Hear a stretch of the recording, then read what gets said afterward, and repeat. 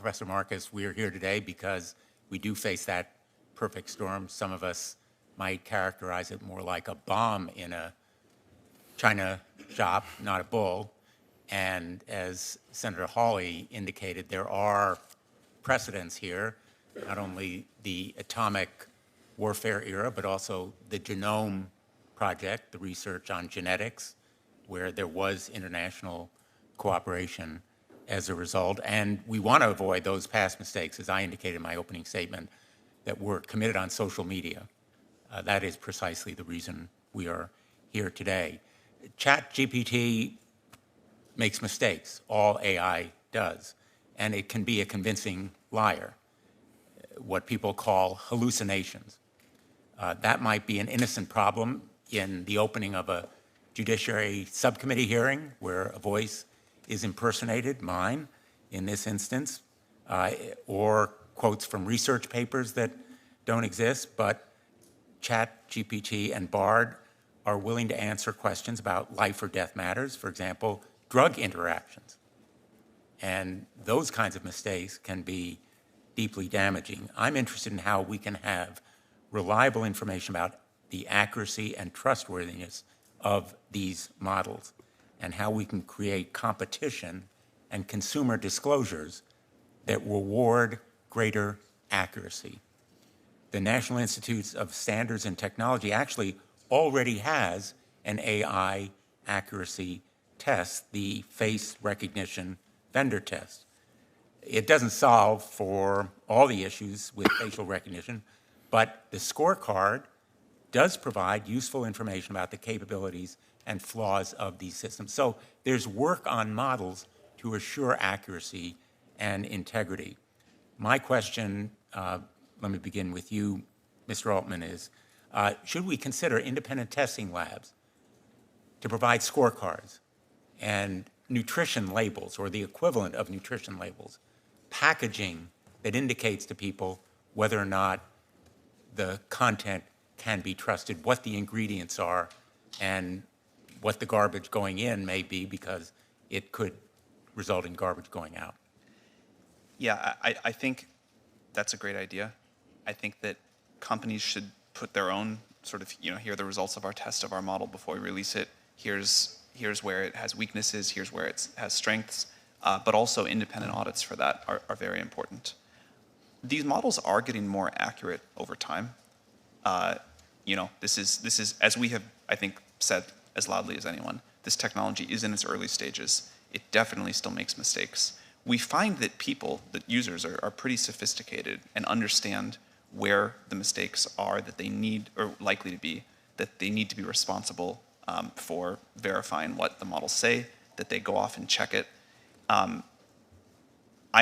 worry that as the models get better and better, the users can have sort of less and less of their own discriminating thought process around it. But I think users are more capable than we often give them credit for in conversations like this. I think a lot of disclosures, which if you've used ChatGPT, you'll see about the inaccuracies of the model, are also important. And I'm excited for a world where companies publish with the models information about how they behave, where the inaccuracies are, and independent agencies or companies provide that as well. I think it's a great idea. I alluded in my opening remarks to the jobs issue, the economic effects on employment. I think you have said, in fact, and I'm going to quote, development of superhuman machine intelligence is probably the greatest threat to the continued existence of humanity, end quote. You may have had in mind the effect on jobs, which is really my biggest nightmare in the long term. Let me ask you what your biggest nightmare is and whether you share that concern. Like with all technological revolutions, I expect there to be significant impact on jobs, but exactly what that impact looks like is very difficult to predict. If we went back to the other side of a previous technological revolution, talking about the jobs that exist on the other side, you can go back and read books of this. It's what people said at the time. It's difficult. I believe that there will be far greater jobs on the other side of this, and that the jobs of today will get better. I think it's important, first of all, I think it's important to understand and think about GPT-4 as a tool, not a creature, which is easy to get confused, and it's a tool that people have a great deal of control over and how they use it. And second, GPT-4 and things, other systems like it, are good at doing tasks, not jobs. And so you see already people that are using GPT-4 to do their job much more efficiently by helping them with tasks. Now, GPT-4 will, I think, entirely automate away some jobs, and it will create new ones that we believe will be much better. This happens, again, my understanding of the history of technology is one long technological revolution, not a bunch of different ones put together, but this has been continually happening. As our quality of life raises and as machines and tools that we create can help us live better lives, the bar raises for what we do, and our human ability and what we spend our time going after goes after more ambitious, more satisfying projects. So there will be an impact on jobs. We try to be very clear about that, and I think it will require partnership between the industry and government, but mostly action by government to figure out how we want to mitigate that. But I'm very optimistic about how great the jobs of the future will be. Thank you. Let me ask Ms. Montgomery and Professor Marcus for your reactions to those questions as well. Ms. Montgomery? On the jobs point, yeah, I mean, well, it's a hugely important question. And it's one that we've been talking about for a really long time at IBM. You know, we do believe that AI, and we've said it for a long time, is going to change every job. New jobs will be created. Many more jobs will be transformed, and some jobs will transition away. I'm a personal example of a job that didn't exist when I joined IBM, and I have a team of AI governance professionals who are in new roles that we created, you know, as early as 3 years ago. I mean, they're new and they're growing. So I think the most important thing that we could be doing and can and should be doing now is to prepare the workforce of today and the workforce of tomorrow for partnering with AI technologies and using them. And we've been very involved for years now in doing that, in focusing on skills-based hiring, in educating for the skills of the future. Our Skills Build platform has 7 million learners and over 1,000 courses worldwide focused on skills, and we've pledged to train 30 million individuals by 2030 in the skills that are needed for society today. Thank you. Professor Marcus? May I go back to the first question as well? Absolutely. On the subject of nutrition labels, I think we absolutely need to do that. I think that there's some technical challenges and that building proper nutrition labels goes hand in hand with transparency. The biggest scientific challenge in understanding these models is how they generalize. What do they memorize and what new things do they do? The more that there's in the data set, for example, the thing that you want to test accuracy on, the less you can get a proper read on that. So it's important, first of all, that scientists be part of that process, and second, that we have much greater transparency about what actually goes into these systems. If we don't know what's in them, then we don't know exactly how well they're doing when we give something new, and we don't know how good a benchmark that will be for something that's entirely novel. So I could go into that more, but I want to flag that. Second is on jobs. Past performance history is not a guarantee of the future. It has always been the case in the past that we have had more jobs, that new jobs, new professions come in as new technologies come in. I think this one's going to be different, and the real question is over what time scale.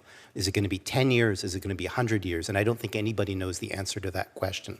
I think in the long run, so-called artificial general intelligence really will replace a large fraction of human jobs. We're not that close to artificial general intelligence. Despite all of the media hype and so forth, I would say that what we have right now is just a small sampling of the AI that we will build. In 20 years, people will laugh at this, as I think it was Senator Hawley made the but maybe Senator Durbin made the example about this. It was Senator Durbin made the example about cell phones. When we look back at the AI of today, 20 years ago, we'll be like, wow, that stuff was really unreliable. It couldn't really do planning, which is an important technical aspect. Its reasoning abilities were limited. But when we get to AGI, artificial general intelligence, maybe let's say it's 50 years, that really is going to have, I think, profound effects on labor. And there's just no way around that. And last, I don't know if I'm allowed to do this, but I will note that Sam's worst fear, I do not think, is employment, and he never told us what his worst fear actually is, and I think it's germane to find out.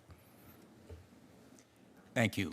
I'm going to ask Mr. Altman if he cares to respond. Yeah.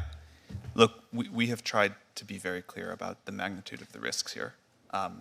I think jobs and employment and what we're all going to do with our time really matters. I agree that when we get to very powerful systems, the landscape will change. I think I'm just more optimistic that we are incredibly creative and we find new things to do with better tools, and that will keep happening. My worst fears are that we, the field, the technology, the industry, cause significant harm to the world. I think that could happen in a lot of different ways. It's why we started the company. It's a big part of why I'm here today and why we've been here in the past and we've been able to spend some time with you. I think if this technology goes wrong, it can go quite wrong, and we want to be vocal about that. We want to work with the government to prevent that from happening, but we try to be very clear-eyed about what the downside case is and the work that we have to do to mitigate that. Thank you.